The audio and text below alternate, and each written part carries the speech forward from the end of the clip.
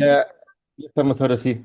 Pues Alejandro, amigos de Recomiéndame un buen libro, muy buenas noches. Hoy estamos aquí reunidos con el escritor Alejandro Toledo, autor de Doble Rostro, su más reciente libro, editado por nuestro amigo Miguel Alberto Ochoa de Lapicero Rojo Editorial. Para todos aquellos que nos están viendo ahorita en vivo y para los que nos vayan a ver más adelante en YouTube, Doble Rostro es un libro, pues bueno, no es un libro cualquiera, sino es un espejo roto que Alejandro Toledo nos obliga a recoger pedazos a pedazos. A lo largo de 18 cuentos y una novela corta, Toledo explora con precisión quirúrgica el doble fondo de la condición humana. Esos personajes que atraen y pierden al mismo tiempo, que viven una vida de día a día y otra de noche, y que aman y que huyen en el mismo gesto. Aquí encontramos hombres que confiesan su incapacidad para retener lo que más desean, deseos que solo pueden liberarse en la oscuridad de un corral o en un encuentro fugaz bajo la lluvia, memorias que se disfrazan de circo o de fiebre y mujeres que descubren frente al espejo que la mayor extraña son ellas mismas.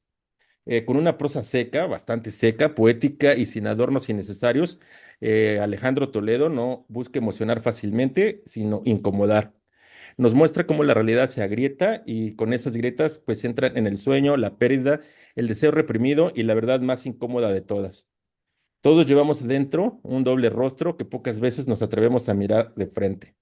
Esta noche, pues tenemos aquí el privilegio de conversar con el autor y que nos vaya platicando, pues justo, cómo nacieron, o la primera pregunta para iniciar, Alejandro, pues es cómo nació la idea de escribir estos cuentos. Pues son cuentos con de mucho tiempo atrás, digamos, ¿no? Cuando me inicié yo en la escritura, llegué eh, a unos talleres que daban en el Palacio de Minería. Recuerdo yo que de pronto descubrí esa circunstancia. En esa época los talleres que daba la UNAM no tenían ese requisito de que se reunieran máximo digamos mínimo 10 personas para poderse abrir, sino que había una idea como muy generosa de difundir la cultura y de apoyar los proyectos literarios. Entonces, recuerdo que tomaba yo un taller de lectura del Quijote con un maestro muy divertido, un español que se llamaba César Rodríguez Chicharro. Luego los jueves tomaba crítica literaria con Ignacio Trejo Fuentes. Los sábados tomaba periodismo con reporteros de la revista Proceso, que en esa época Proceso era un gran semanario, era uno de los medios más importantes que había en el país.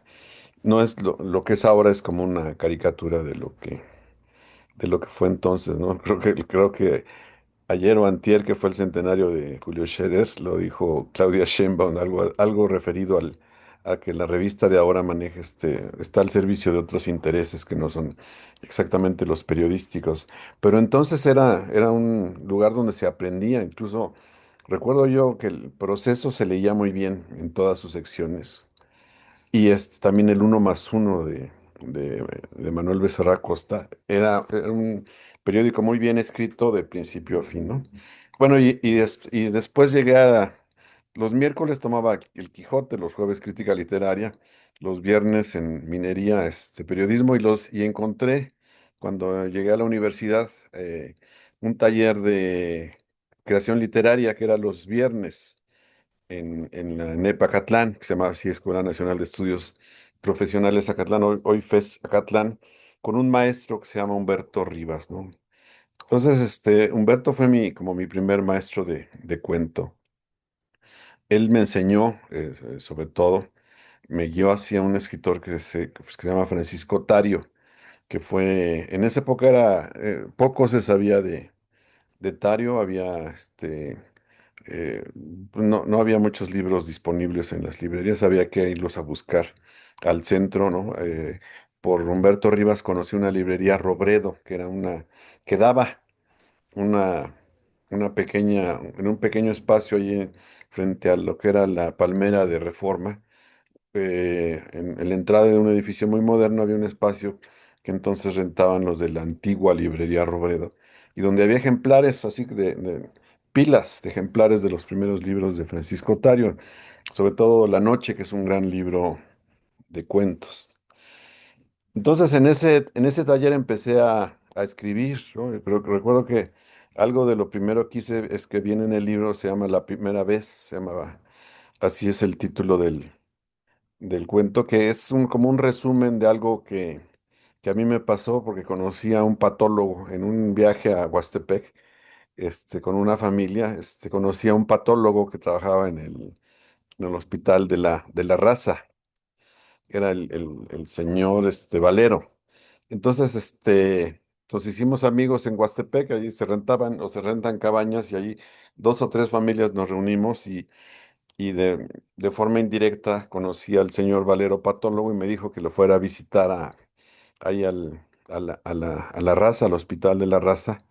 Y yo me acostumbré yo a ir a verlo, ¿no? A conversar con él, a ver cómo era su trabajo, incluso lo apoyaba cuando alguien iba a recoger algún cadáver y que estaban en las gavetas, en los refrigeradores, y a partir de esa historia fue que escribí ese cuento de la primera vez.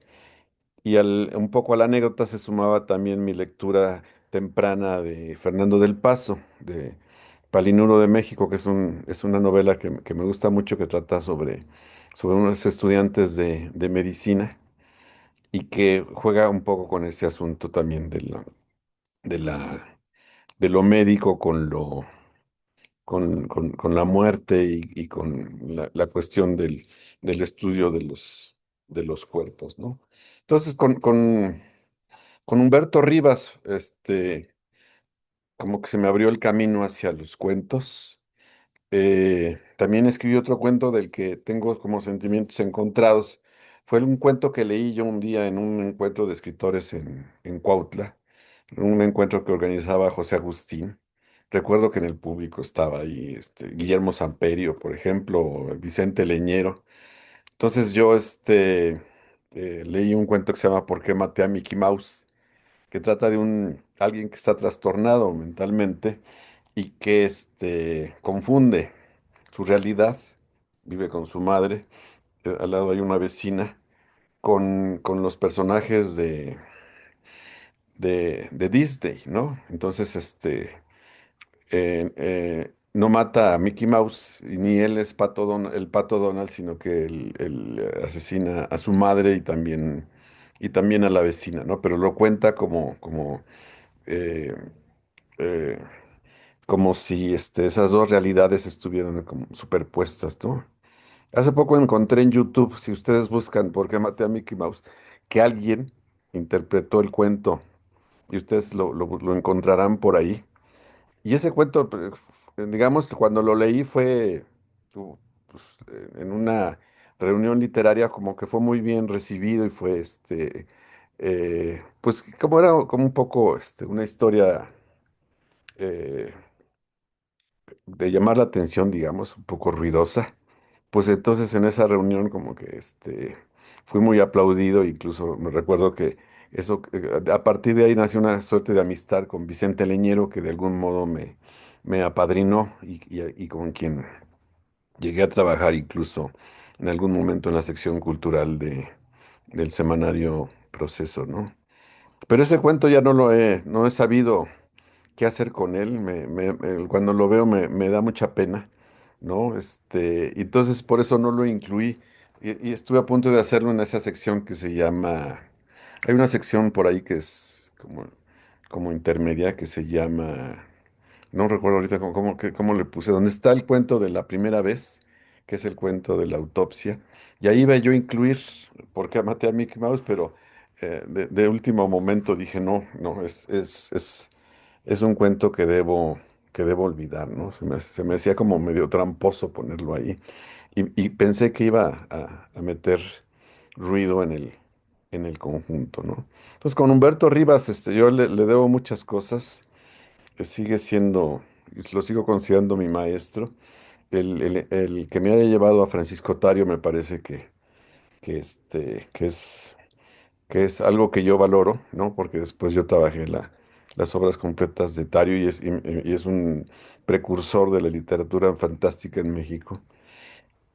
Y bueno, y tomé después, a partir de esos comienzos, seguí haciendo otras historias, ¿no? Ese fue como El, el comienzo de todo, ¿no? ¿Y se puede conseguir ese cuento en línea o tampoco anda por ahí No, perdido de no, no, todo? no, no está. Creo que solo está el video ese en YouTube Ah, ok. de un chico que lo dijo, lo dice, ¿no? Como Sí, actuándolo un ya poco, ¿no? encontré, sí, ya encontré aquí en YouTube, ya encontré Porque, el video, pero lo actúa bastante bien. O sea, no lo he visto porque apenas lo estás contando, pero ya ¿eh? voy viendo las miniaturas y se ve que lo actúa bastante padre. Oye, pues Eh, un gran libro que nos entregas, estoy viendo que ya tienes 63 años, recién acabas de cumplir hace unos días. Feliz cumpleaños, por cierto. sí. Pues ya llevas una carrera bastante amplia en el camino de la literatura. ¿Recuerdas cuándo fue la primera vez que escribiste tu primer cuento, tu primer relato o novela? Pues fue en esa época cuando entré a a la universidad, cuando llegué al taller este de creación literaria de Humberto Rivas. Fue cuando hice mis primeros cuentos, ¿no? Humberto hizo una antología que se llama Parte del Horizonte, en donde estamos, porque en el grupo estaban, por ejemplo, Cristina Rivera Garza. Ella era estudiante de sociología también ahí en la ENEP Catlán, y es mi amiga y nos empezamos juntos, digamos, ¿no? Incluso yo la llevé al taller de Ignacio Trejo Fuentes, al taller de crítica literaria. En algún momento participó en ese. Yo tuve la beca Novo, que daba el Centro Mexicano de Escritores a jóvenes escritores. Y después la apoyé para que ella tuviera esa misma beca que la recibió al año siguiente, ¿no? Había otros, como Daniel Golding, que después fue director de la Biblioteca México, me parece, ¿no? Que es como promotor de la lectura. De los que aparecen en ese libro que se llama Parte del Horizonte, ¿no? Pero es raro porque a Cristina como que no le gusta hablar de esa etapa. He leído algunas entrevistas que le hacen y nunca menciona a Humberto Rivas, que digamos que técnicamente sería su primer maestro de literatura. Y después llegó ahí otro escritor que se llama Agustín Ramos, que es un autor de algunas novelas de temas social o político, ¿no? Donde está incluido el movimiento estudiantil del 68 o la guerrilla, Al cielo por asalto, es su primera novela. Y también tomamos, digamos, clase con él, tanto Cristina como yo, pero tampoco lo ha mencionado a él, ¿no? Ella como que esconde esos comienzos que tuvimos en Acatlán, ¿no? Ok. Ya. Ujú. No, pues vamos con las preguntas. Silvia, adelante con tu pregunta. Gracias, Albert. Buenas noches, Alejandro. Qué gusto escucharte. Interesantes cada uno de los cuentos, cada uno tiene su toque, algo especial. Ahorita estábamos platicando entre nosotros algunas cosas en particular, pero mi pregunta va un poquito en que hay varios cuentos que le dedicas a alguien. Ujú. ¿Por qué? O sea, o tiene que ver el cuento en sí o simplemente es un homenaje. Platícanos un poquito de eso. En las dedicatorias de los cuentos, pues creo que la primera es un poco como en broma, ¿no? Porque está dedicado a el cuento que se llama Un hombre que atrae a a las mujeres. Está dedicado a la Carolina, que va a ser la protagonista, La digamos, el protagonista. personaje del cuento. Entonces supone que el que hace la dedicatoria dice, para ti, Carolina, donde quiera que te encuentres", ¿no? Porque Ujú. ahí era un poco jugando con eso, ¿no? Yo, eh, recuerdo en esa época haber visto varias veces a Guillermo Samperio. Yo organizaba conferencias para la UNAM en el Palacio de Minería y a veces organizábamos lecturas. Y recuerdo que Samperio hacía algo que me parecía genial, que era, se presentaba como un poco en depresión, digamos, ¿no? Así, como desaliñado, como confundido. Empezaba a hablar de que estaba viviendo como situaciones muy difíciles en su vida y qué tal. Y luego empezaba a tejer una historia y terminaba siendo un cuento fantástico, donde que había un desierto y había sucesos extraordinarios que ocurrían ahí. O sea, él hacía lo que llamarían ahora un performance, ¿no? Una actuación como representando el cuento y un poco haciendo que la gente se confundiera entre si era cierto de lo que estaba hablando o si era una invención que estaba él entonces construyendo ahí, ¿no?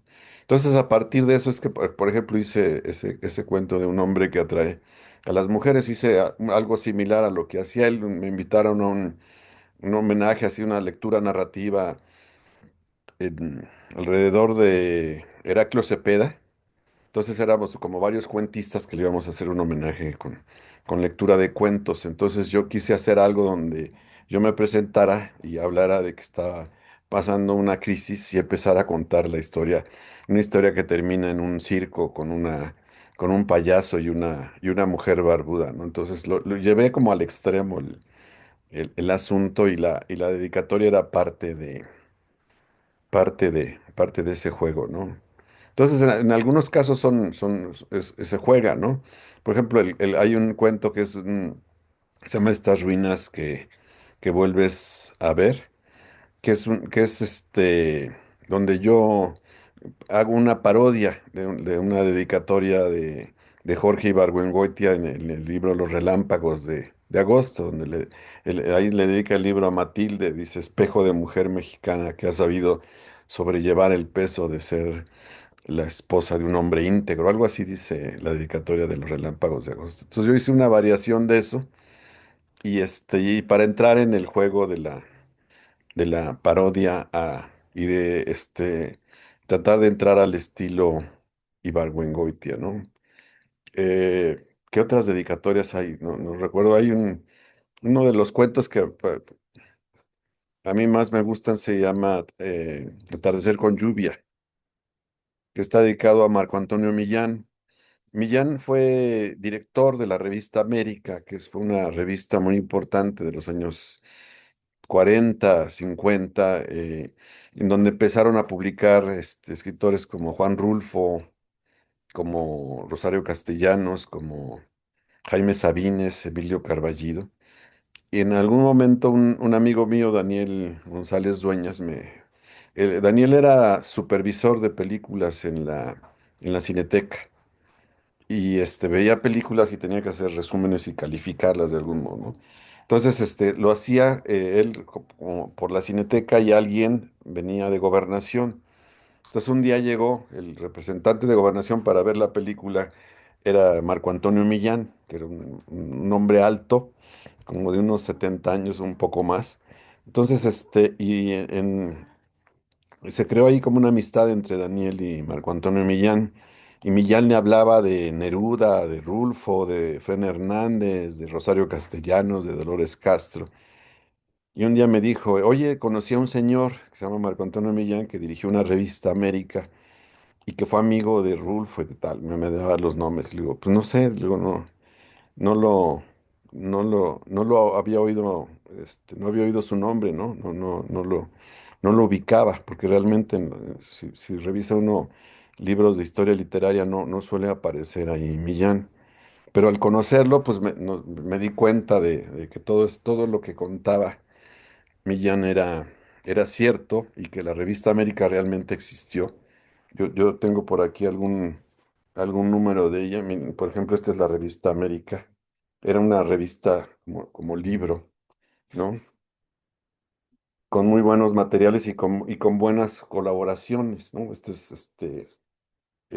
Tuvo como subdirectora a, a Efrén Hernández, ¿no? Y aquí Rulfo publicó sus primeros cuentos, por ejemplo, la Cuesta de las Comadres, entre algunos de ellos, ¿no? Entonces, Millán también y así como Humberto Rivas me heredó a Francisco Tario, con Millán aprendí a interesarme en la obra de Fren Hernández. y después, como una especie como deuda que tenía yo con él, preparé las obras completas de Efraín Hernández para el Fondo de Cultura Económica, ¿no? Porque Millán fue una gran amistad que tuvieron Efraín Hernández y Marco Antonio Millán, ¿no? A mí me recuerda una novela de Flaubert que se llama Bovary y Pécuchet, donde hay dos personajes, uno es más pequeño, otro es más alto, que son así como se encuentran un día en una banca y empiezan a platicar y resulta que tienen intereses comunes. Entonces Millán y Efrén eran así, el Efrén muy pequeño, el señor Millán muy alto, andaban por la ciudad y por ejemplo de pronto llegaban a una escuela y ahí buscando a Rosario Castellanos y a Dolores Castro para invitarlas a colaborar en la revista América y se reunían ahí en un café de chinos en el centro de la Ciudad de México y así invitaron a Carballido, a Sabines, a muchos autores, porque América era una revista no de grupo, sino era una revista abierta a muchos colaboradores, ¿no? Realmente, y lo que tiene, por lo que no ha sido quizá muy valorada, es que muy extensa, ¿no? Cada número era como un libro de 300 páginas donde hay muchos colaboradores. Entonces, cuando hicieron aquella recopilación en el Fondo de Cultura de revistas literarias, pues no cupo en el proyecto América por su extensión en otras, ¿no? Está la revista Contemporáneos, están otras como Taller o Tierra Nueva, pero con América no se ha hecho todavía justicia en revisar eso, ¿no? Entonces Millán me heredó a Efrén Hernández y Humberto Rivas a Francisco Tario. Y ellos dos, Dario y Efrén, son muy buenos cuentistas, ¿no? Yo, últimamente he estado revisando la obra de Efrén Hernández y tiene unos cuentos, que son además de un estilo como muy sui generis, muy original, ¿no? Hay uno que se llama Unos cuantos tomates en una repisita y hay otro que se llama un gran escritor muy bien agradecido, que son cuentos sobre la vida en la Ciudad de México, generalmente con temas de vecindad, ¿no? Y de pobreza, él era un joven escritor de León que llega a vivir a la Ciudad de México y que pasa, pues no tenía más recursos que los que él se conseguía, ¿no? En uno de los cuentos dice, por ejemplo, que sale en la noche a buscar un billetito. O sea, quería encontrarse un billete tirado en la calle para poder sobrellevar ese día o el día siguiente, ¿no? E- Este, le recomendaría yo leer tanto a Tario como precursor de lo fantástico en México, como a Efrén Hernández, que es un escritor muy original, ¿no? Y además, pues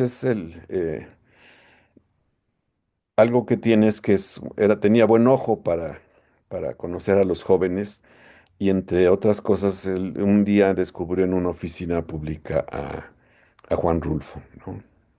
Incluso lo dicen, en la misma revista hizo una notita diciendo, si no fuera por mí, dice, la Cuesta de las Comadres hubiera ido a dar a la basura, ¿no? Entonces, Interesante. tuve esas dos influencias yo bueno, pues como cuentistas que leí en esa época, a los 20 años, dos muy importantes fueron Tario, por un lado, y por otro, Efrén Hernández. Muchas gracias. Ujú. Ale, adelante, te agarré. Me agarraste haciendo la nota porque Alejandro Ah, estaba platicando, mucho gusto, estoy muy contenta de conocerte. Algunos de tus cuentos se me hicieron muy elevados, les decía a mis compañeros lectores, pero me gustó muchísimo Encuentros con Salvador Espejo Solís. Entonces me gustaría que me contaras un poco más sobre este personaje Salvador Espejo, también sobre Daniel González, porque les decía que no podía creer que existiera un libro que se llama La llama de aceite del dragón de papel. Lo tuve que buscar porque dije es un nombre muy extraño, si existe. Ah, Entonces, si me puedes contar un poco más, me encantó. Me costó trabajo entender lo que tratabas de explicar al final de Cortázar. Cortázar es magnífico, pero se me hace muy elevado en mm. digerir esa parte de su lectura como lo platicas en este cuento. Entonces, si me puedes contar un poco más de estos personajes, ¿los conociste? porque me encantó su forma de que el tipo va en el metro y decíamos, ¿no? Si no le caía bien no te hablaba y si le caías bien te iba y te hablaba. Entonces, Ah, por sí, favor. Salvador Espejo Solís es una invención que es un autor que inventamos, Daniel González Dueñas y yo, para hacer textos juntos, ¿no? Creo que fue un año en que yo me fui a vivir a San Miguel de Allende. Pero a la vez nos habían ofrecido una colaboración semanal en una revista que se llamaba Tiempo Libre, que era una agenda cultural que hacía paralela un poco al periódico Uno más Uno, ¿no? Entonces acordamos que uno hiciera una nota una vez, el otro la siguiente y que todo lo firmara Salvador Espejo Solís, ¿no? También Salvador Espejo Solís publicaba frecuentemente en la revista mensual de la Cineteca, ¿no? Cuando Daniel ya tenía varias notas firmadas con su nombre, entonces necesitaba algo más, pues invitaba a Salvador Espejo Solís, ¿no? Incluso recuerdo una vez en que iba yo a presentar un libro, creo que de entrevistas. Quizás uno que se llama Los márgenes de la palabra. Y a mí lo que me molestaba o me molesta en general de las presentaciones de libros es que se vuelven como fiestas de 15 años, donde todos hablan muy bien de la festejada. Entonces, a mí lo que me gusta de las reuniones literarias es que haya discusión, que haya puntos de vista contrarios. Entonces, se me ocurrió escribir un texto, se me ocurrió invitar a Salvador Espejo Solís y que hablara mal del libro, pero pues no podía, no, como no existía el personaje, teníamos que darle un rostro y esa vez el que se presentó como Salvador Espejo Solís fue Héctor de Mauleón, que era un joven periodista que trabajaba, creo que en esa época en la revista Contenido. Y entonces él se presentó esa vez como Salvador Espejo Solís y fue a hablar mal de mi libro de entrevistas, a decir, poner algunas objeciones. Y recuerdo que otro amigo escritor, Marco Antonio Campos, de pronto pidió la palabra y dijo, Salvador, Espejo Solís es un cobarde porque habla, por decirlo, que no sé, algo, lo quiso confrontar por haber hablado mal del libro, ¿no? El asunto, ¿no? Entonces, fue una invención que hicimos, ¿no? Incluso hay un libro de Francisco Otario que se llama Equinoccio, en una edición que se hizo en San Miguel de Allende, que hicimos en una colección Cuadernos del Nigromante, que trae el prólogo de Salvador Espejo Solís, ¿no? Entonces lo inventamos y yo en esos dos cuentos que vienen ahí, los encuentros con Salvador Espejo Solís, lo trato, ¿no? Me lo encuentro una vez ¿en dónde? En Dublín, Sí, en En Irlanda. Dublín. en Sí, Irlanda, en Dublín, y, vive y otra vez en en el el metro. metro, ¿no? En la Ajá, Ciudad de México, ¿no? sí. Entonces se me ocurrió hacer eso, ¿no? Tener algún trato con Salvador Espejo Solís y usarlo también como para que sean cuentos en donde se habla de... Casi todos los cuentos tienen ahí a un autor como incrustado, ¿no? Ajá, Como que hay un autor de referencia, ¿no? Por ejemplo, Octámbulos es un cuento que parodia a Daniel Sada, que era un escritor que escribía rítmicamente, un escritor del norte del país, ¿no? Que creo que nacido en Mexicali, me parece, ¿no? Que escribía en alejandrinos y en octosílabos, ¿no? Tiene una novela que se llama Albedrío, que está contada que está es octosilábica, ¿no? Me recuerdo el comienzo dicen, castaños en invierno, pocas son las diversiones que entretienen a la gente. Algo así comienza la novela de Sada, ¿no? Entonces, yo, en algún momento me peleé con Daniel Sada y un poco, malévolamente quise parodiarlo incluso que hay un personaje que se llama Odilon Sada, ¿no? Un poco, burlándome un poco de él, ¿no? Porque éramos vecinos en San Miguel de Allende. De hecho, yo fui a vivir a San Miguel de Allende por invitación de Daniel Sada. Él me dijo, me recomendó en una escuela que es donde daban clases de español a extranjeros. Pero a los pocos meses ya estábamos hartos uno del otro, entonces él incluso empezó como a hacer intrigas ahí en el pueblo, para en contra mía y eso. Entonces yo en venganza dije, voy a hacer un cuento ahí para demostrarle que no es tan difícil escribir con ese ritmo, con el octosílabo, y entonces escribí el cuento de Octámbulos, que se convirtió en una especie de homenaje a Daniel Sada, ¿no? Porque que al parodiarlo, digamos, y al un poco vengarme de él, terminé haciéndole como un reconocimiento, ¿no? A esa prosa rítmica, que él hacía, ¿no? Entonces casi todos los cuentos tienen un autor atrás, ¿no?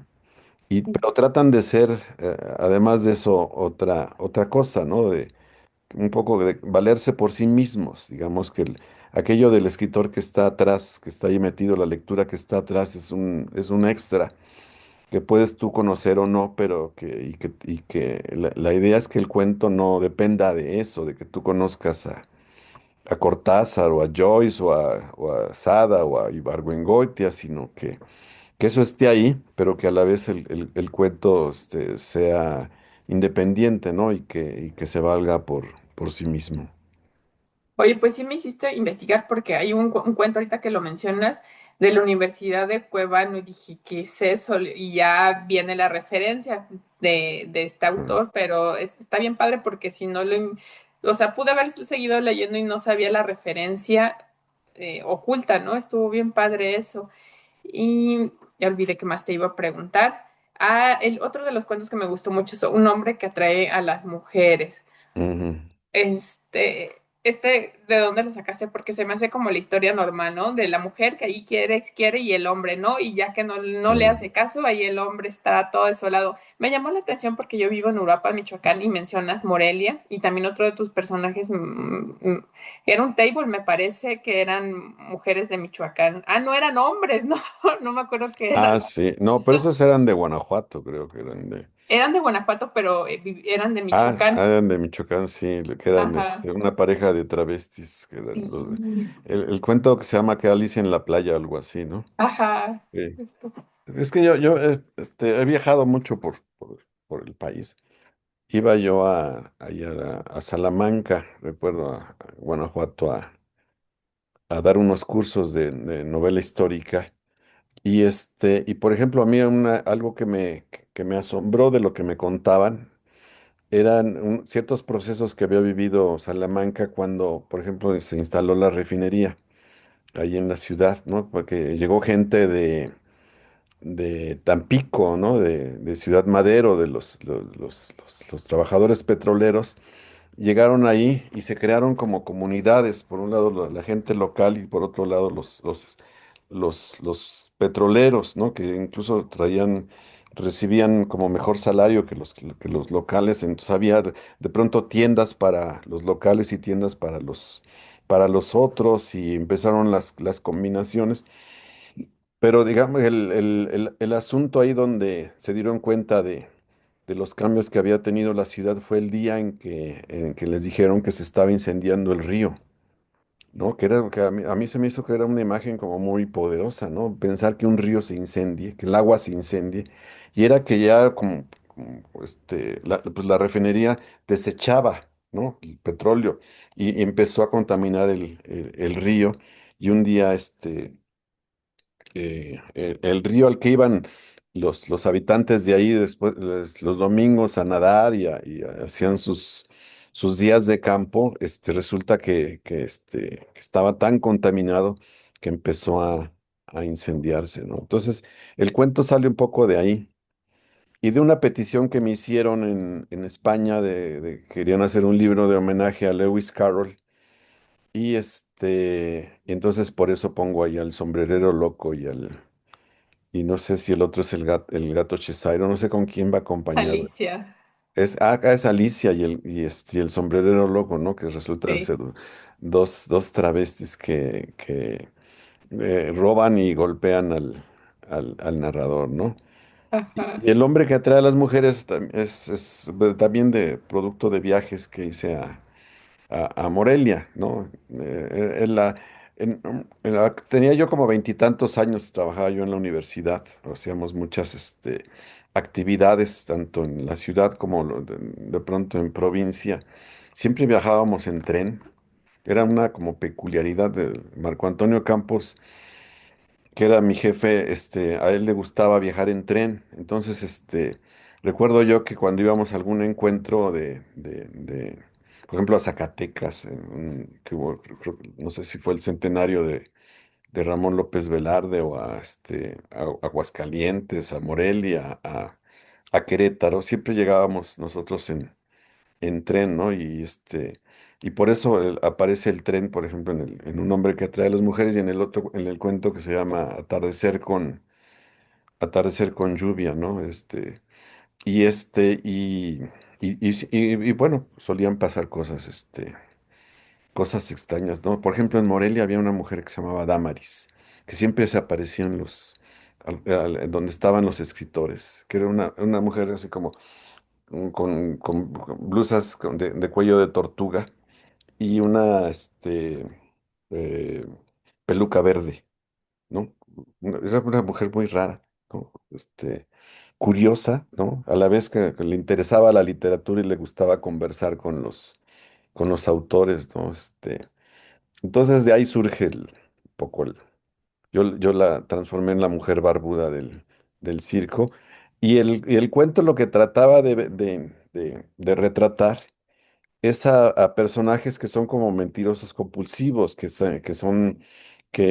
a la hora de referir sus sentimientos inventan fidelidades cuando están llenos de traiciones, ¿no? Ese es un poco el retrato que yo intenté dar en Un hombre que atrae a las mujeres, alguien que se engaña mucho a sí mismo, Ujú. cuenta algo que es según sus conveniencias, pero donde él es como el que tiene los sentimientos, el que fue herido, y el que eh, padece, digamos, el romance, el amorío, pero es sobre todo el que traiciona todo el tiempo, ¿no? Entonces, y el que se engaña a sí mismo, ¿no? Entonces, en torno a él surge esa historia que, ¿no? Que la quise hacer yo como eso, como muy excesiva, y como caricaturesca en torno a estos personajes que cuentan las cosas, cuando uno se da cuenta de que hay como muchas mentiras ahí, en su discurso aparentemente honesto y franco, ¿no? Eso es lo que yo traté de hacer en el caso de Un hombre que atrae a las mujeres, ¿no? Sí, muchas gracias, Alejandro. Disfruté mucho tu libro y ya doy oportunidad a mis compañeros porque sí tengo más preguntas, pero gracias. Sí. Gracias, Ale. Angie. Hola Alejandro, buenas noches. Pues yo te vi en la presentación de Gandhi, estuve ahí acompañándote con nuestro compañero Ricardo. Mm, Como tal, no tengo preguntas, pero en este momento yo no había leído el libro. De hecho, a través de la presentación fue que me animé a leerlo y lo disfruté muchísimo, ¿no? O sea, me encantaron los cuentos, pero la verdad lo que más disfruté fue la novela, la ujú, novela corta, ¿no? Eso cómo nos mantienes, ay, pues en intriga, ¿no? O sea, de saber qué pasa, esa relación entre mm, esas dos personas. Yo en algún momento pensé que a lo mejor se iban a conocer, que él se iba a animar así a irla a visitar, mm, o que ella siempre sí se iba a separar del marido, que a lo mejor otro de sus novios que decía como que el alemán, así se la iban a llevar, no sé. ah, Y de repente como que quedó como que apagado el chat, como que ya no se volvieron a conectar y quedé con esa intriga y yo decía, ¿qué? ¿Por qué termina aquí? No, o sea, me hubiera mm, gustado que la novela corta no fuera tan corta, ah, que fuera un poquito más para ver, no sé, y me hizo recordar, o sea, se me hizo muy agradable que también fue en otra época, o sea, que pues el internet antes, era la línea del teléfono, que eran los chats grupales, ¿no? Con lo que platicábamos hace rato que con los compañeros que era el Yahoo, o, ¿cuál le decías, Albert? El Latin, no sé qué, Latin no me Chat. acuerdo, el Latin Latin Chat Chat. y todo eso, Había, ¿no? había algo que se llamaba ICQ, que era Ajá. que bajabas la aplicación y lo tenías en el tal, y entrabas a cuartos ahí a conocer gente, ¿no? Y sí, era cuando sonaba ahí, pero uno ocupaba la línea telefónica, ¿no?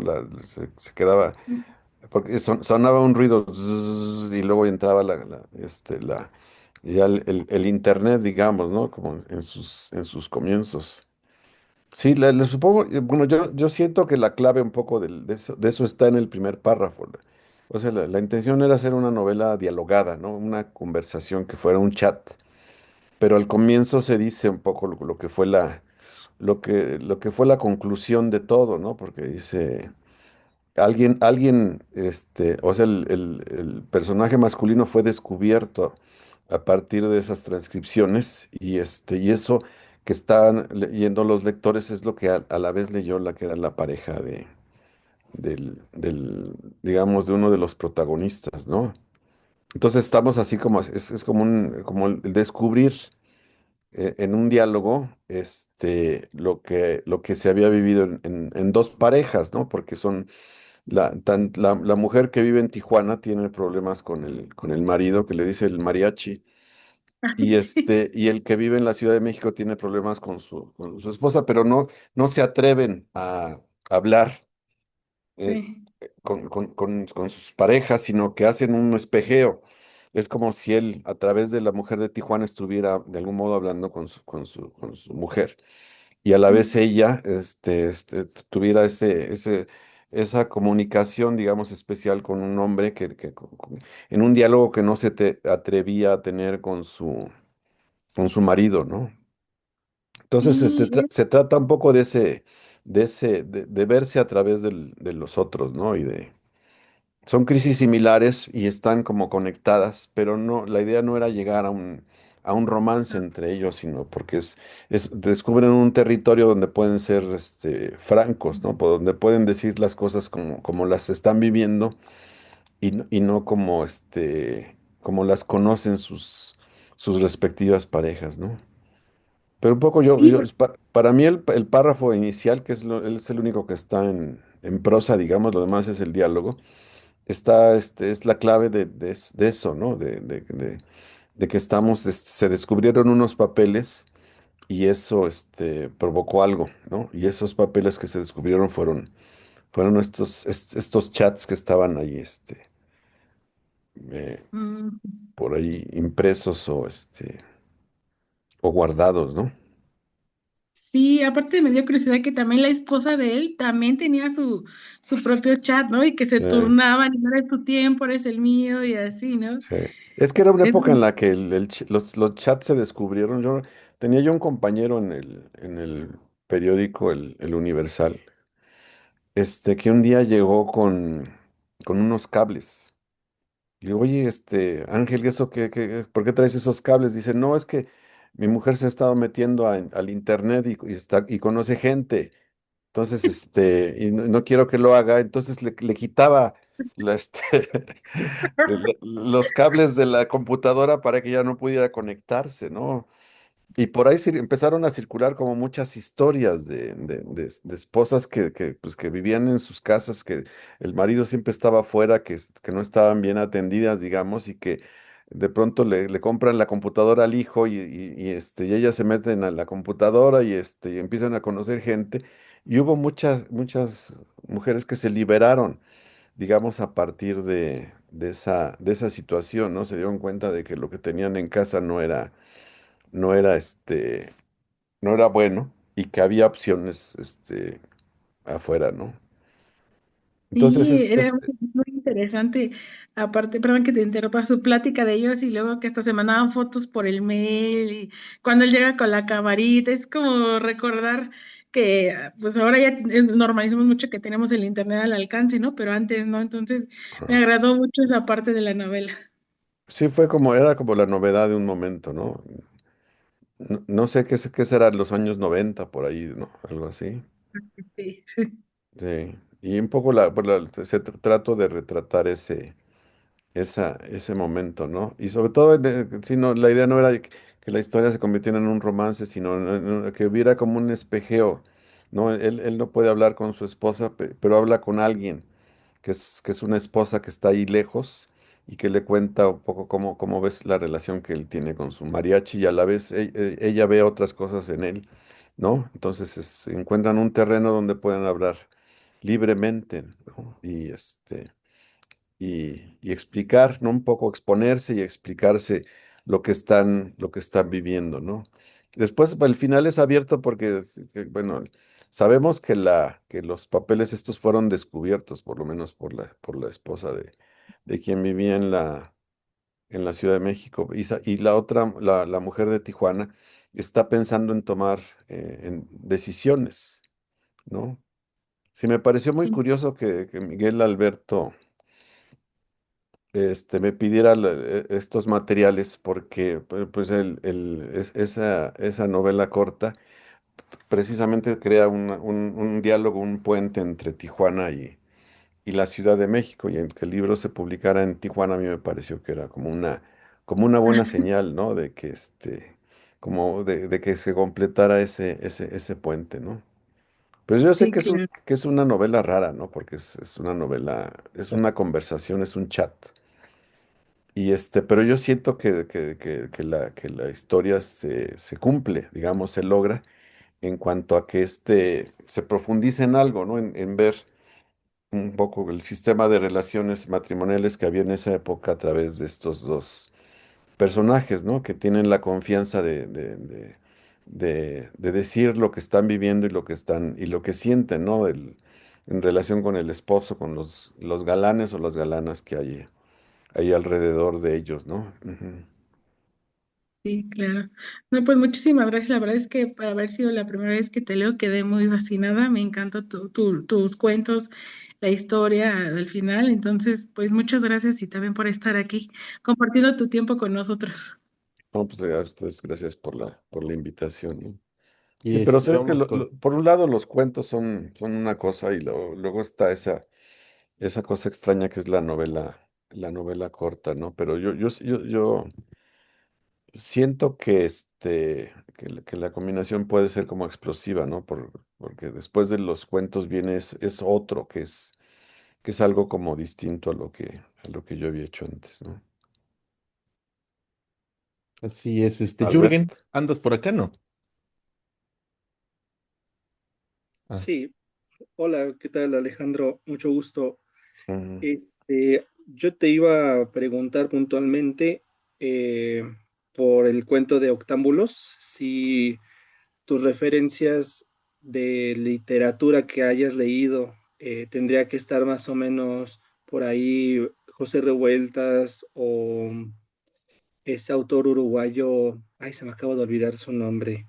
eh, Felisberto Netti, bueno. Onetti, porque Ujú, considero que Octámbulos es creo que el cuento más complejo de todos estos, por la ujú, manera en la que está escrito, a pesar de que solamente retrata la vida en un día de una persona, un día común, ujú, creo que tiene unos aspectos como muy poéticos, muy melancólicos ujú. y sombríos. Te quería preguntar si tomaste de referencia a estos dos autores para escribir este cuento. Pues pensaba sobre todo en Daniel Sada, te digo que tuve esa como relación peculiar con él, porque hice un viaje en algún momento al Festival Cervantino y me detuve en San Miguel de Allende. Entonces, alguien me había dado el teléfono, su teléfono o algo en San Miguel de Allende, lo fui a visitar. Bueno, le hablé, le dije que estaba en la ciudad, me invitó a su casa. Me habló de dónde trabajaba, era maestro en una academia hispanoamericana, una academia donde daban clases de español a extranjeros. Entonces, él se sentía como muy aislado y muy solo y a la vez, había necesitado aislarse para escribir. Pero quería alguien ahí cerca que fuera como su lector, ¿no? Alguien, y me convenció, no sé, fue muy raro, pero me convenció de que en ese momento a mí también me convenía salirme de la Ciudad de México y vivir en otro lado, ¿no? Entonces, hablé con Carmen Masip, que era la dueña de la Academia Hispanoamericana, me la presentó él. A la vez ella dirigía el Centro Cultural El Nigromante, que pertenecía a Bellas Artes. me ofrecieron algunas cosas y terminé viviendo un año en San Miguel de Allende, pero fueron como 4 o 5 meses de buena relación con Sada y después fue un infierno porque nos distanciamos. Entonces yo dije, como venganza por las cosas vividas, dije, me voy a burlar de él". Y escribí octámbulos, ¿no? En octosílabos, como él había escrito la novela esta que se llama Albedrío. Y hablando de alguien que aparece, hay un viejito que se llama Odilon Sada, ¿no? No le puse Daniel Sada, sino Odilon Sada, ¿no? Entonces, porque además, bueno, visto ya la distancia, me parece que es un autor que experimentaba muy bien con eso de los ritmos. Hay una novela Lampa Vida que creo que está escrita su primera novela está escrita en alejandrinos, después intentó el octosílabo y después creo que se separó de ello, pero yo ya no lo seguí en su narrativa, ¿no? Entonces ese cuento directamente está más bien pensado en Sada, ¿no? Y quizá indirectamente en otros escritores del norte del país. El que más me ha interesado a mí es Jesús Gardea, que crea un universo en torno. Él era de Delicias, Chihuahua, y crea un lugar que se llama Placeres y que tiene novelas que son cortas como El sol que estás mirando o la canción de las mulas muertas, que son así como de atmósferas, ¿no? Creación como de atmósferas, ¿no? Las mulas muertas son unos personajes que juegan al dominó en un bodegón, ¿no? Donde hay moscas y y las mulas muertas son eso, ¿no? Cuando estás jugando dominó y quedan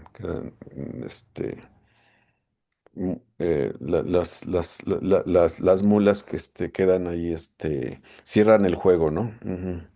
Quizá, no en Onetti, no pensé. Yo de los uruguayos, a quien más aprecio es a Felisberto Hernández, ¿no? Por ejemplo. Mm, Felisberto me parece Onetti también me gusta y hay una escritora que de algún modo es tan oscura como Onetti, tan imaginativa como Felisberto, que se llama Armonía Somers. Yo recomiendo que revisen los cuentos de Armonía Somers y se van a llevar como muchas sorpresas, ¿no? Ujú. muy bien, gracias. Y Sí, también con respecto al cuento de Nadie me verá llorar, entendemos que pues es una carta, es muy personal esa escritura. sí. Yo alguna vez intenté leer el libro de Rivera Garza, pero me pareció muy sofocante, muy Mm, triste, sobre todo como que muy desesperante la narrativa de ese mm, libro. Sé que está el otro libro que es como su archivo serio, que es el de La Castañeda, sí. que ese es más como periodismo e investigación. Te quería preguntar, ¿en algún momento ya fuera de esta etapa, como lo mencionas en esta carta, leíste y criticaste este libro? O sea, ¿cuál fue tu opinión? De Nadie me verá llorar.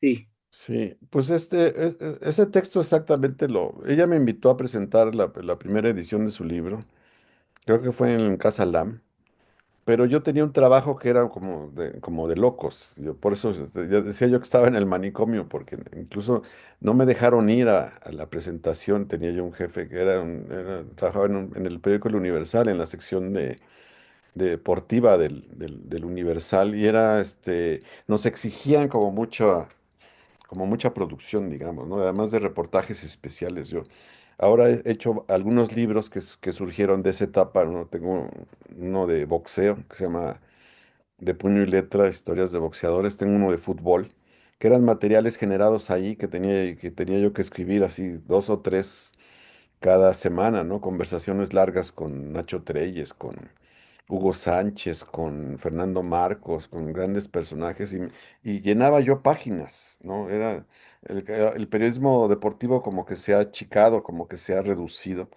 Se escriben cuartillas, ¿no?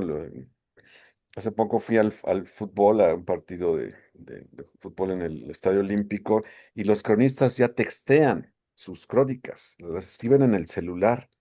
Ya no se llama escribir, se llama textear. la crónica, ¿no? Entonces hacen cosas muy breves y muy básicas. Pero entonces yo tenía mucho trabajo ahí en el Universal. Me invitó a presentar Cristina su libro y yo no pude ir.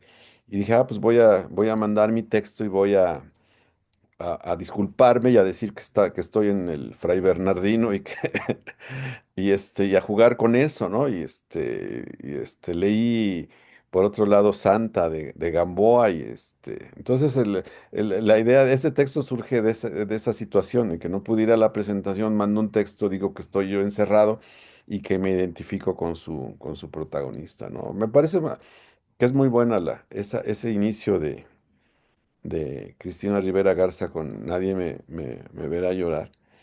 Y creo que además en los últimos años repuntó cuando hizo el libro sobre el invencible verano de Liliana, ¿no? Donde pues enfrenta esa situación de una hermana suya que fue asesinada, ¿no? Me parece que está en un... Tengo algunas diferencias con ella, por ejemplo, en el libro que hace sobre Juan Rulfo.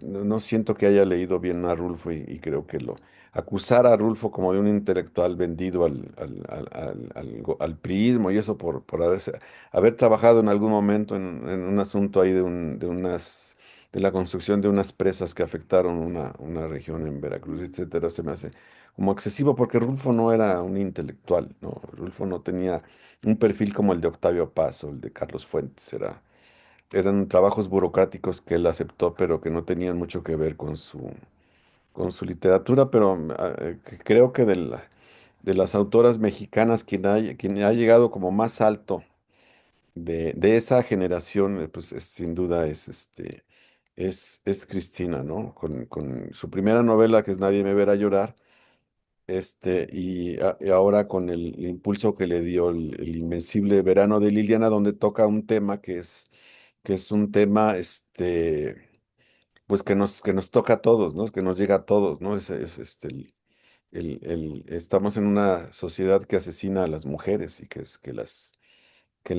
las violenta y es algo que no, como que no se ha entendido, que no se ha entendido bien, ¿no? Ujú. Es un problema que no solo es de ellas, sino que que creo que es de todos, ¿no? Ujú. Porque finalmente los hombres somos los agresores, ¿no? Y es una situación que está ahí como permanente y que nos debe llevar a reflexionar sobre qué es que estamos viviendo, ¿no? Ujú. Entonces Bueno, yo la respeto, pero en ese texto que lo hice como jugando con esa situación, pues me hago el loco, digamos, ¿no? Para acompañar a su protagonista. Y para señalar también cositas que había ahí como esa primera edición tuvo muchos descuidos. Entonces yo señalo las erratas y digo que estaba, como que el que había revisado el libro no las traía todas consigo, ¿no? Como que estaba medio tocado de la cabeza, ¿no? Porque era quejarme de la edición y no. Creo que al final de esa presentación me contaron que empezaron que muchos creyeron que era cierto, que estaba yo en el manicomio, que estaba en el Fray Bernardino, y empezaron a preguntar que cómo es que ojalá saliera pronto y que me repusiera y que o sea, no, a veces el problema del humor es que a veces no se entiende y hay gente que toma muy en serio las cosas. Entonces, cuando juegas con esos asuntos, de pronto descubres que hay quien no entendió el chiste y creyó que el chiste era real, ¿no? Ujú. bueno, muchas gracias. Gracias, Sí. Georgien. Juan Carlos. ¿Qué tal? Mucho gusto, Alejandro. Pues buenas noches a todos. Pues todavía no termino de leerlos todos, pero me han gustado mucho y pues solamente pues, muchas gracias por compartir y y ahorita con lo que has comentado y todo, pues le agarro más sabor y disfruto más tu lectura, ¿eh? Muchas gracias. Sí. Sí, casi en todos los cuentos hay como un autor ahí oculto, ¿no? Hay un autor metido, ¿no? Por ejemplo, hay uno que se llama Paisaje en Puerto Nevado, bueno, yo tengo yo digo que es como una enfermedad, que es el de que sueño mucho, sueño todo el tiempo. O sea, cuando me acuesto es como si encendiera yo el Netflix, pero es una especie de Netflix interno que tengo porque voy a tener porque además despierto a veces cansado, como agobiado, siempre. Algo ocurre ahí, hay una historia, ¿no? Entonces con el paisaje en Puerto Nevado era eso. De pronto me dormía y estaba yo en un bosque, ¿no? Estaba nevando, tenía yo frío, iba caminando, llegaba me despertaba y leía un poco, hacía otras cosas, volvía a dormir y seguía yo como la historia. Me seguían pasando cosas en el sueño que tenían que ver como una cierta unidad, ¿no? Que eran parte de una historia. Entonces me despertaba y escribía lo que acababa de soñar. Volví a dormirme y y entonces me volví a despertar y seguía escribiendo. Y un poco así se construyó el paisaje en Puerto Nevado, ¿no? Y después recuerdo que en esa época leía yo mucho a un escritor noruego que se llama Knut Hamsun, que es un escritor, por otro lado, que he descubierto después muy leído por Efrén Hernández y por Juan Rulfo. No, Efrén lo cita por ahí en alguno de sus cuentos y Rulfo habla. Incluso una vez que estuve yo en la Fundación Juan Rulfo me mostraron un ejemplar de una novela de Hamsun que era parte de la biblioteca de Juan Rulfo, ¿no? Entonces ese cuento por un lado me lleva a pensar en mis lecturas de Hamsun. Hay una novela que se llama Hambre, otra que se llama Pan y otra son parte de algo que se llama la trilogía del vagabundo. Y por otro lado, en esa cuestión de que muchas veces los sueños son, mis sueños son como cuentos diarios que tengo, constantemente, ¿no? Y que se vuelven pues, algo pesado, ¿no? Porque no es el streaming de que te pones a ver una historia, sino que estás viviendo dentro de una situación y tienes que resolver cosas en el sueño que a veces te causan angustia, ¿no? Me pasa, por ejemplo, que si soy portero en el sueño en un partido de fútbol, ahí de pronto tengo que hacer el movimiento y hago el movimiento en la cama, ¿no? A veces le pego a la pared, ¿no? O una vez tiré una patada porque venía el balón y mi gatito, salió, volando, ¿no? Porque sintió, por fortuna estaba en las cobijas y todo eso, pero él sintió que algo se movía abajo y el gato salió volando prácticamente o sea, los sueños me producen movimientos físicos, ¿no? Pero sobre todo, a veces grito, ¿no? Una vez, desperté gritando, policía, policía, porque venían unos maleantes que se estaban metiendo en una casa, o grito auxilio, o grito socorro, y cosas así. Entonces tengo ese como padecimiento del sueño constante y de sueños muy vívidos que me producen esas reacciones y un poco bueno, yo siempre he tenido la idea de que el cuento sobre todo tiene que tener como una esencia onírica, ¿no? Que incluso si observamos nuestra forma de soñar, nos damos cuenta de cuál es nuestra forma natural de imaginar algo, ¿no? Como que ahí está encerrado nuestra esencia onírica está encerrado como nuestros resortes, de imaginación, ¿no? Y de estos sueños, eh, ¿se han relacionado con algo que has vivido o no? Así ahorita porque decías que si soy portero y que si grito que un policía, ¿es porque cuando estás despierto o algún suceso o algo o no no lo has ligado con algo que pasa? Pues es que esa sería como la forma, yo los entiendo como anécdotas, como historias, ¿no? Ah, ok. Pero no, digamos que el otro sería ponerse a analizar el sueño, ¿no? Yo cuando tenía, en esta época de los talleres de minería, también un día leí que había un taller de sueños, entonces me inscribí en el taller de sueños, me dijeron, oiga, es Me dijeron, es para terapeutas, pero si quiere meterse no hay problema. Entonces era un taller de la Gestalt, que a mí me pareció muy interesante, ¿no? Entonces, la idea era usar el sueño en la terapia, que la persona te contara el sueño y que tú, había técnicas para, Para interpretar. sí, para tomar, por ejemplo, la idea de el cambio de punto de vista, que a mí me gustó mucho ese asunto. Se empiezas contando, soñé que iba por el bosque y que había al fondo una casa de madera donde vivía una mujer que no sé qué tal. Ahora cuenta el sueño como si tú fueras el bosque. Cuenta el sueño como si tú fueras un árbol. Cuenta el sueño como si tú fueras la cabaña. Cuenta el sueño como si tú fueras la mujer. Entonces, esa es una técnica que usaba la Gestalt para analizar un sueño.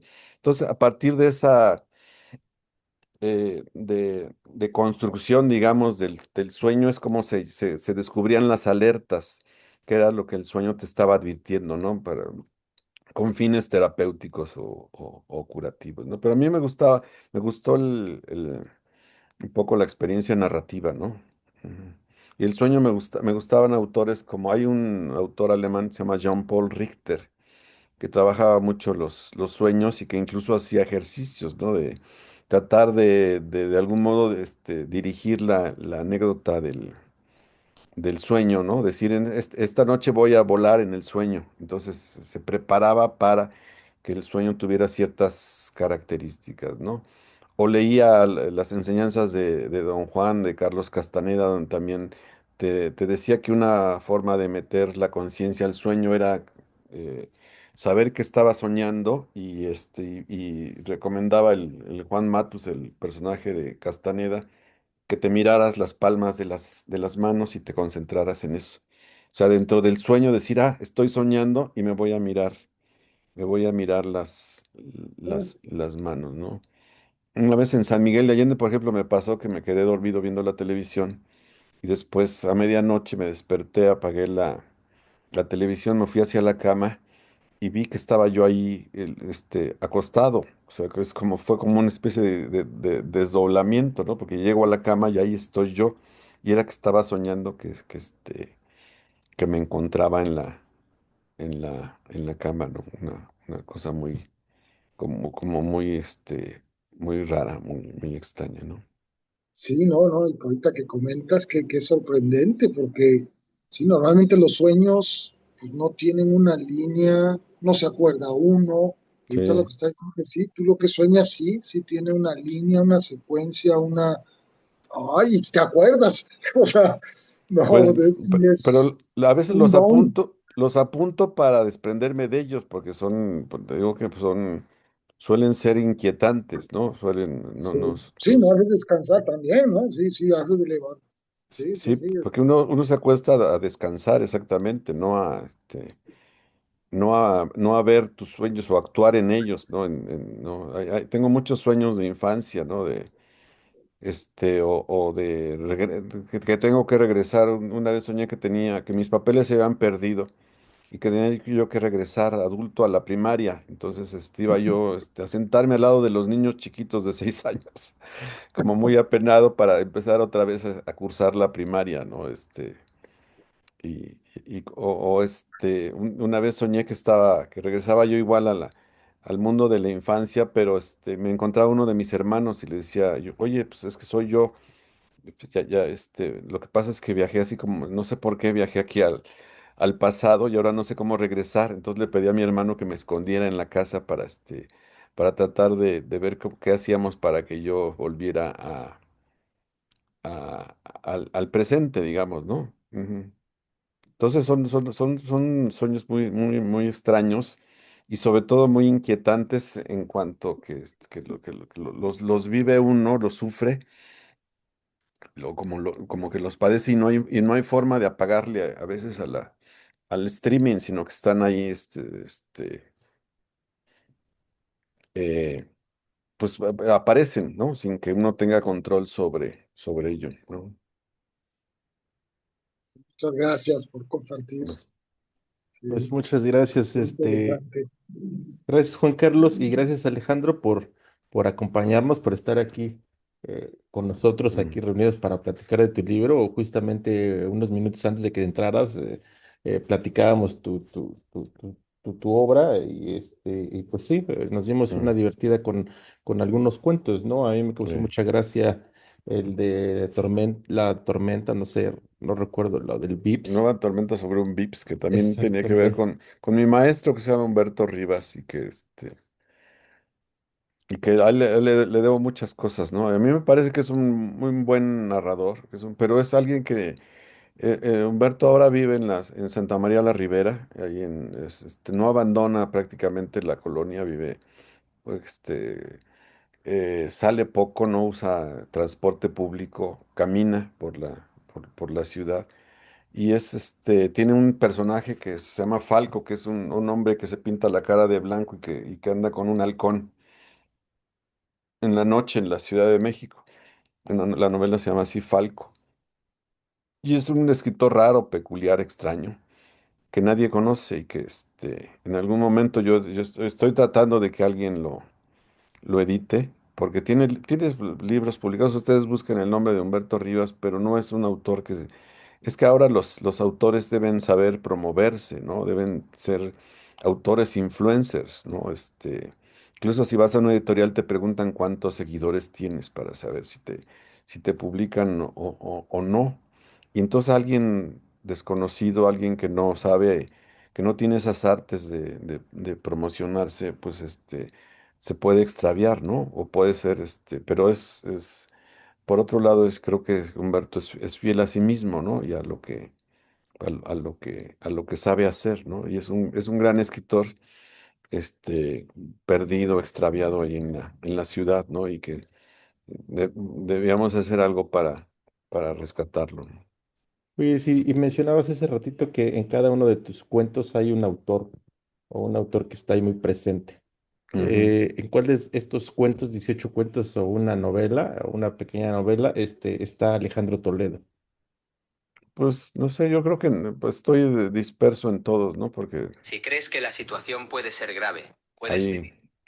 Se, se algo activó, se metió, sí. se activó mi Alexa, pero bueno, a ver. Ay, sí, crees que la Ah, situación puede ser. A veces pasa, ¿verdad? Que Alexa te responde cosas que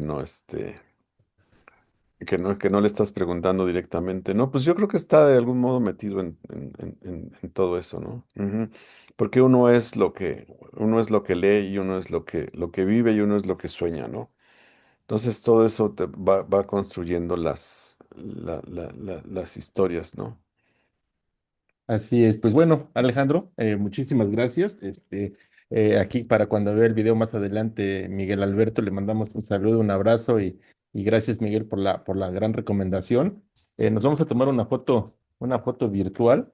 Muy Y bien, pues te estaré escribiendo en próximos días para ver si tenemos la oportunidad de tener algún encuentro en vivo, tú que estás en la Ciudad de México, un desayuno por ahí para muy bien. platicar más a fondo y nos lleves algunos de los libros que tengas todavía, bueno, que tienes bastantes, ¿no? Pero Pues bueno, a sí. ver, va Pues sí, un poco el problema es que he escrito un poco de todo, que he hecho investigación literaria, crítica, entrevistas con escritores, crónica deportiva, etcétera, ¿no? Pero yo creo que la base de algo que puede ser lo más personal son estos cuentos, ¿no? sí, yo te conocí por Antonio Ramos, te publicó, si no me recuerdo, un libro ahí en la Sí, UAN. que es un libro de fútbol, sí, de textos sobre fútbol. Exacto, sí, ya a partir de ahí, en Ujú, algún momento que platicamos con Antonio, siempre que vamos a ujú. las ferias, siempre le pedíamos o le pedimos que nos recomiende sus mejores novedades y entre ellas estuvo tu libro. Entonces, pues bueno, ahí fue donde dijimos, bueno, Alejandro Toledo tenemos que leerlo también acá. No, pues gracias a ustedes Alejandro, por su lectura. Bueno, pues Alejandro, muchas ¿cuál es tu gracias a equipo? todos. Perdón, ¿Tu equipo? ¿Tu equipo de fútbol? ¿Se Pumas, vale? sí. Sí, Pumas. Pumas, sí, sí. Yo, la primera vez que fui al estadio fue al Olímpico. Tenía yo unos 5 años. Era un partido creo que Pumas América. Enrique Borja jugaba en Pumas. Entonces, eso habrá sido en el año 69 más o menos, pero después fue comprado fue llevado al América un poco en contra. Él no estaba de acuerdo, digamos, en irse al América, pero tuvo que hacerlo. Pero entonces mi primer, yo ahora trabajo cerca del Estadio Olímpico, entonces siempre lo tengo ahí es como un sitio de referencia, ¿no? Y tengo mis playeras de retro del Pumas de los años 60, ¿no? Y me acuerdo, como que eso representa, decía Tario que la infancia es el espejo en el que nos seguimos siempre mirando, ¿no? Entonces mi infancia está ahí como siempre presente en esos recuerdos, ¿no? Ujú.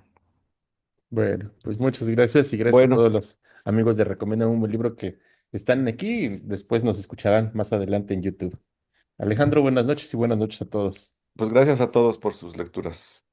Gracias, muy Gracias, buenas Gracias. noches. Alejandro. Buenas noches a todos. Buenas Gracias, noches. buenas Adiós. noches. Buenas noches.